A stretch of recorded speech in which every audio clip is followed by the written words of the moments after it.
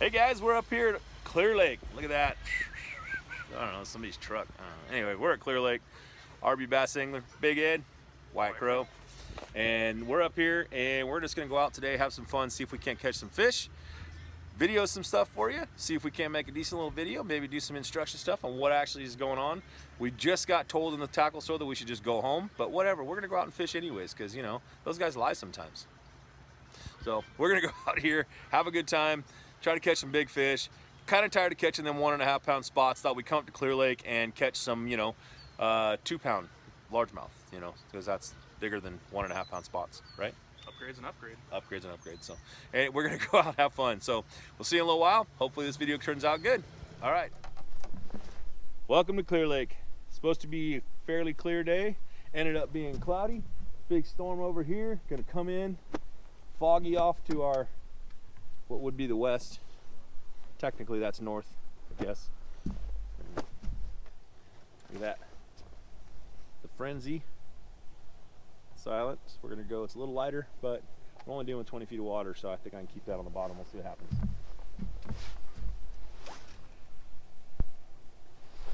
Oh, I guess I could look in my drop. I'm not drop shotting, I am Texas rigging. There's a big difference between Texas rigging and drop shotting. This is more manly.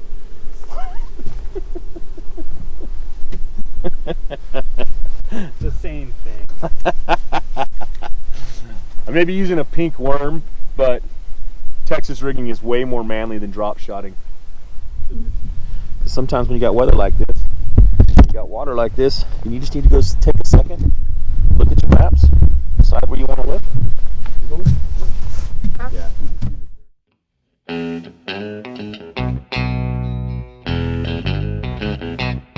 Yeah, well, I'm going where the grasses are grown and a sparkling wine flows from a hose by the river at supper time. The weather gets a little bit better as the day goes by. The girls fight for the right and the pleasure of midnight. Hey, I'm from nowhere, but you carry it on.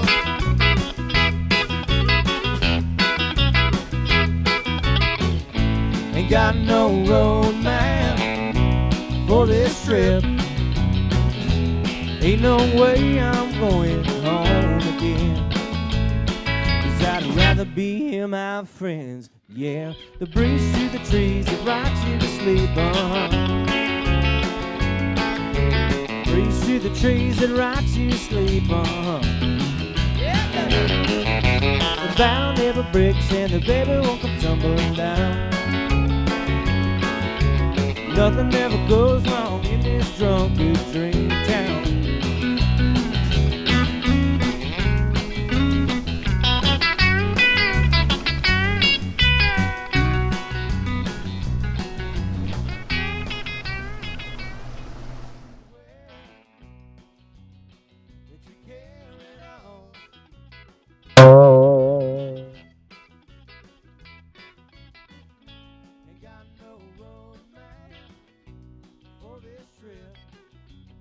Fish on. It's a good one. Oh yeah, that's gonna be right. That's right. Yeah. No, I don't need the net. I'm good. There's a good fish right there. Yeah.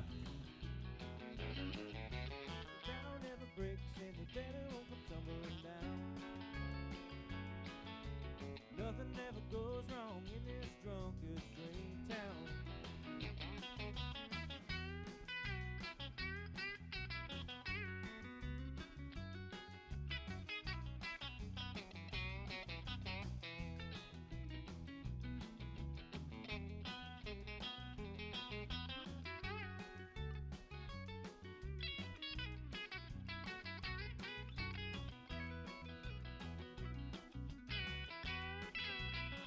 Alright, so the sound went out. Great. So I'll do a voiceover. We pulled up onto this point and we started marking fish in 23 feet of water. So what we did was set the boat in 35 feet of water, casting up into 18 feet of water, keeping that A-rig right on the bottom and just slow rolling it, just barely ticking it, barely moving it, keeping the blades just turning. And then that's when that fish picked it up. Just a nice little, kind of got heavy. I reached back, set the hook, and that's what came in. Here I start talking about Rob Clark's A-rig setup, and what it was I switched up since it had the blades on it, and we had the sun obviously came out at this point when the storm had blown out. I'd switched up to some bigger heads so I could really get that thing on the bottom and keep it on the bottom, and then we switched up and we started using some of the Kitex and the 3.8. And one of the other big keys was changing one of the heads out to a green color, and that green color really seemed to be the one that got the bite. So that was kind of what I was talking about here, trying to talk about here.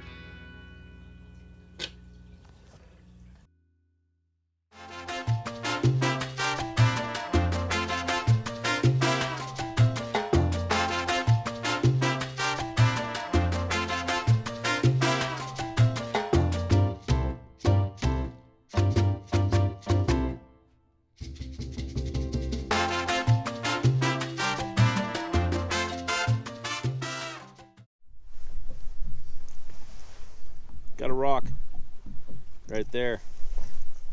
That's how you know you're fishing the bottom correctly. Stones. You catch the stones. Lava rock too. It's rare. Gotta release those. Can't keep those. Oh.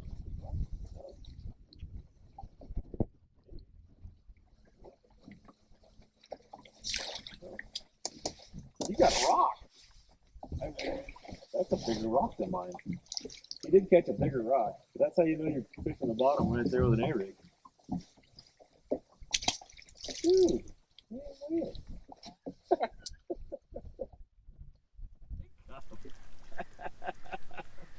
oh, tell me that's on camera.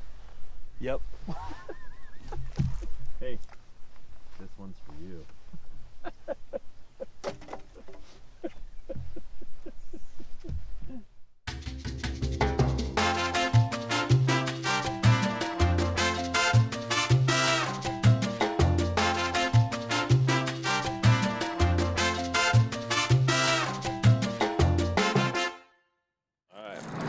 Hey guys, Big Ed and Wyatt Crow here. We just got off of Clearlake.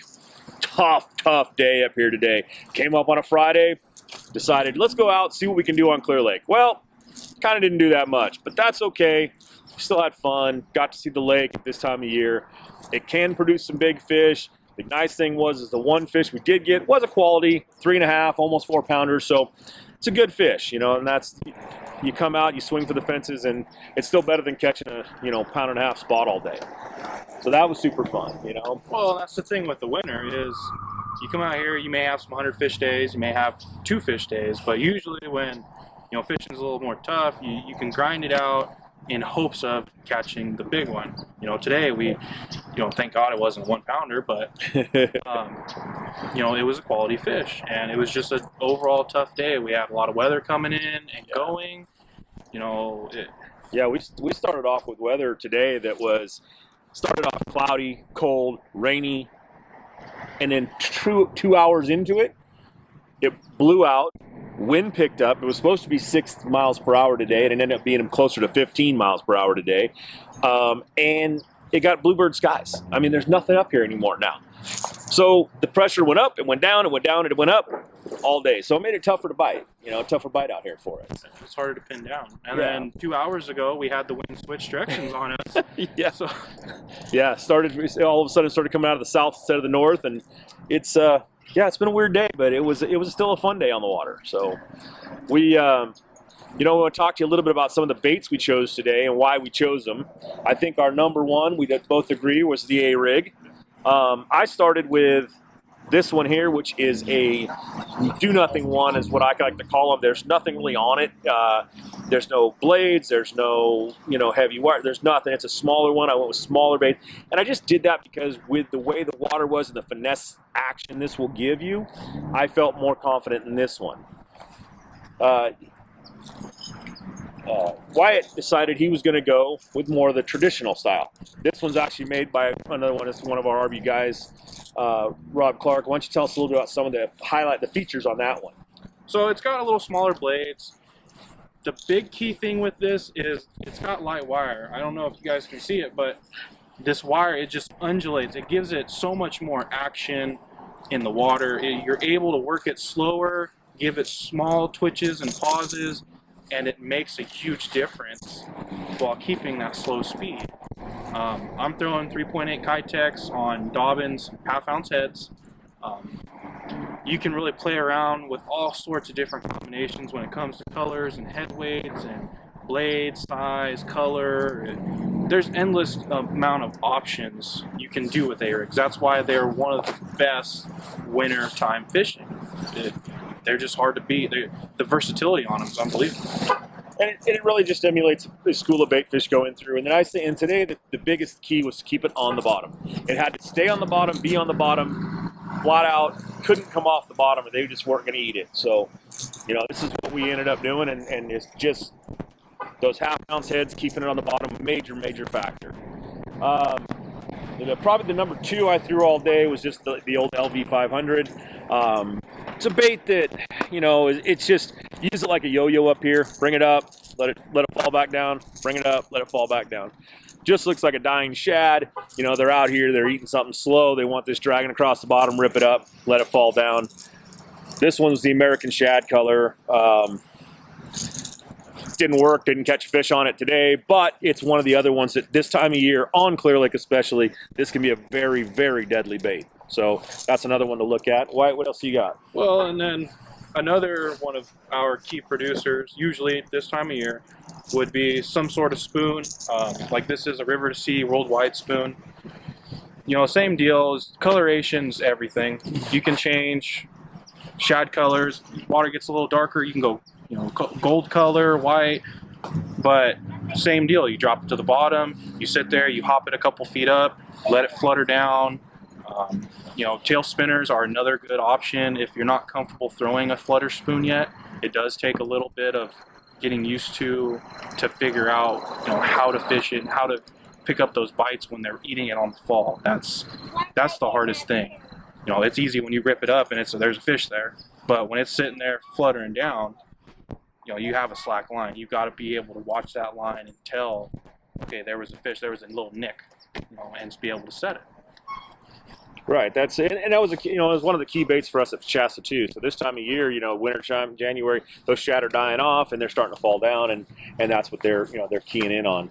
And probably the last one we used today didn't get anything on it, but it is this time of year. It's 49-degree water out there, and this is the bait you want to be throwing to catch that big fish of a lifetime kind of fish. And this is a great time to get confidence in it. And it's the good old-fashioned Huddleston swim bait. That's the 8-inch one, and rainbow trout works well on Clearlake. Even though there's no rainbow trout here, they'll eat it here. It's another one that right now is throw it out, make long casts with it, get it on the bottom, and barely move it. Just turn that handle in a way that you feel like, I can't do this all day. That's what you have to do all day if you want to get bit on this thing. Get it on the bottom, just barely move it, and hold on, because when a big fish decides to eat it, he eats it, and he eats it really well. So, this video won't be full of a bunch of highlights, but hopefully to give you some tips and stuff. You want to come up to Clearlake right now. The water was down, 6 feet?